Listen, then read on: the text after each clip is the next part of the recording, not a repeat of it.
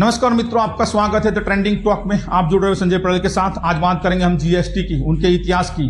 Slab क्या है पुराना और नया, और ऐसा क्या हुआ कि सरकार को अचानक जीएसटी में राहत देनी पड़ेगी, पूरा बताऊंगा मैं।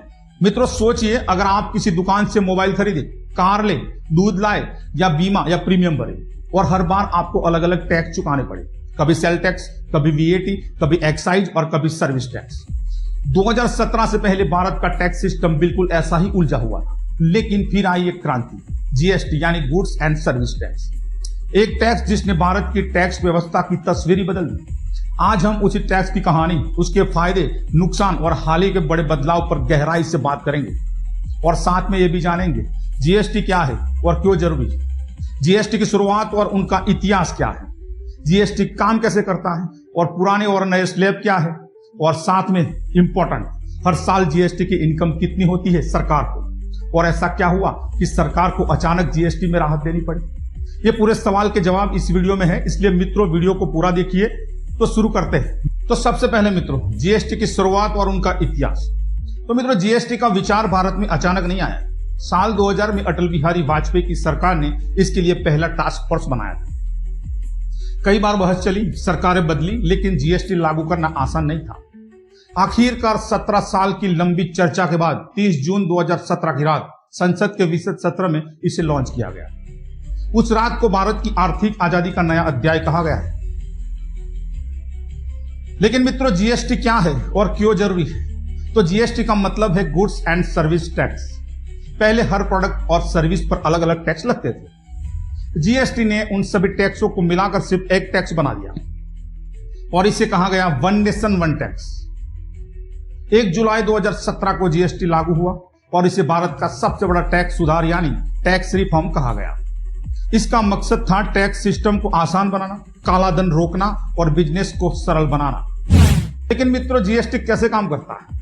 तो जीएसटी एक ऐसा टैक्स है जिसे ग्राहक देता है, लेकिन सरकार तक पहुंचाता है दुकानदार। यानी आप जब कोई चीज खरीदते हैं तो बिल में जीएसटी जुड़ा हुआ होता है, और यही सरकार तक जाता है। यह टैक्स वैल्यू एडेड बेस पर काम करता है। हर स्टेज पर जो वैल्यू जुड़ती है उसी पर टैक्स लगता है। लेकिन अब बात करते हैं स्लैब की, पुराने और नए, जो हाल चर्चा के केंद्र बने हैं। तो पहले जीएसटी 5 स्लैब में बटा हुआ था: 0%, 5%, 12%, 18% और 28%। लेकिन शिकायतें थी, सिस्टम जटिल है और बहुत कंप्लेंट सरकार को मिल रही थी। अब 2025 में सरकार ने इसे आसान बना दिया, बिल्कुल आसान। 5 स्लैब को घटाकर 4 कर दिए। 0% जीएसटी बीमा, दवाइयां, दूध, रोटी जैसी बुनियादी जरूरतें। 5% जीएसटी रोजमर्रा का सामान, पैकेज फूड, खेती के उपकरण। अब 18% जीएसटी मोबाइल, कपड़े, इलेक्ट्रॉनिक्स, गाड़ियां। और लास्ट में आता है सबसे इंपॉर्टेंट और आखिरी, चौथा स्लैब 40% स्पेशल स्लैब है। लग्जरी और सिन गुड्स जैसे सिगरेट, महंगी कारें, शराब जैसी चीजें उसमें आती है। अब ये बदलाव 22 सितंबर 2025 से लागू होंगे, लेकिन इसमें चर्चा में है 0% स्लैब क्यों बड़ी राहत देता है। इंश्योरेंस और हेल्थ पहले महंगे लगते थे क्योंकि 18% जीएसटी जुड़ा हुआ होता था। अब ये पूरी तरह टैक्स फ्री हो गए। लाइफ सेविंग दवाइयां और डेयरी प्रोडक्ट्स जैसे दूध और पनीर भी 0% पर आ गए। इसका सीधा फायदा जनता को मिलेगा। बीमा खरीदना आसान होगा, दवाइयां सस्ती, और दूध खाद्य उत्पादों पर कोई टैक्स नहीं लगेगा। तो मतलब ये सीधा फायदा आम जनता को है, जो जीवन जरूरत की जो चीजें हैं, जो आप सुबह से लेकर रात तक यूज करते हैं, वो बिल्कुल 0% के दायरे में आएंगे। मित्रों, अब बात करते हैं सरकार के कमाई की। जब 2017-18 में जीएसटी लागू हुआ तो सरकार को कुल 7.19 लाख करोड़ मिले। 2018-19 में यह बढ़कर 11.77 लाख करोड़ हुए। 2019-20 में 12.22 लाख करोड़। लेकिन कोविड के समय 2020 और 21 में यह घटकर 11.36 लाख करोड़ रुपए गए। इसके बाद 2021-22 में 14.83 लाख करोड़, और 2022-23 में 18.10 लाख करोड़, और 2023-24 में लगभग 20 लाख करोड़ रुपए हुए, और आखिर में 2024-25 में ये पहुंच गए 22.08 लाख करोड़। यानी जीएसटी का कलेक्शन 7 सालों में 3 गुना हो चुका है। यही वजह है कि सरकार को अब इसे आसान बना रही है, ताकि और ज्यादा लोग टैक्स सिस्टम से जुड़े। और यही मेन कारण है कि सरकार को अचानक फैसला लेना पड़ा। ये मेजर कारण हो सकता है।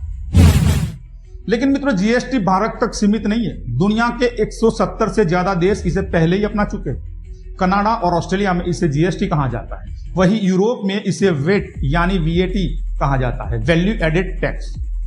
भारत ने इन देशों से सीखकर अपना मॉडल बनाया, लेकिन हमारे यहाँ विविधता इतनी बड़ी है कि इसे लागू करना सबसे कठिन काम था।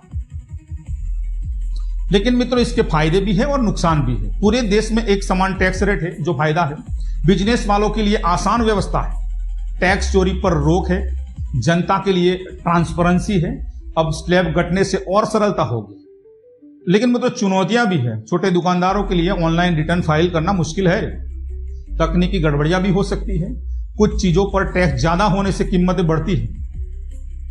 और मित्रों, भारत सरकार ने जो फैसला लिया और जो सितंबर में लागू होने वाला है, इसका भारतीय अर्थव्यवस्था पर काफी बड़ा असर पड़ने वाला है। जीएसटी सिस्टम सरल होने से आम जनता ज्यादा खर्च करेगी, त्योहारी सीजन में खपत बढ़ेगी, बीमा और हेल्थ केयर टैक्स फ्री होने से लोग सुरक्षा कवच खरीदेंगे।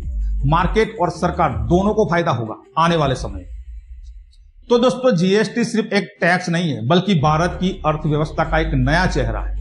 2017 में इसकी शुरुआत हुई थी और अब 2025 में इसे और आसान बना दिया गया है सरकार की ओर से।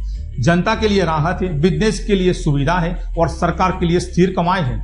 अब सवाल यह है, क्या जीएसटी सच में वन नेशन वन टैक्स का सपना पूरा कर पाया? आपकी राय क्या है? कमेंट में बताइए मित्रों। तो मित्रों, मेरा वीडियो कैसा लगा? अच्छा लगा तो लाइक कीजिए और मित्रों कमेंट जरूर करिए। और आपने अब तक चैनल को सब्सक्राइब नहीं किया तो चैनल को सब्सक्राइब कीजिए। और मिलते हैं मित्रों अगले वीडियो में एक नए टॉपिक के साथ। तब तक के लिए जय भारत, जय हिंद।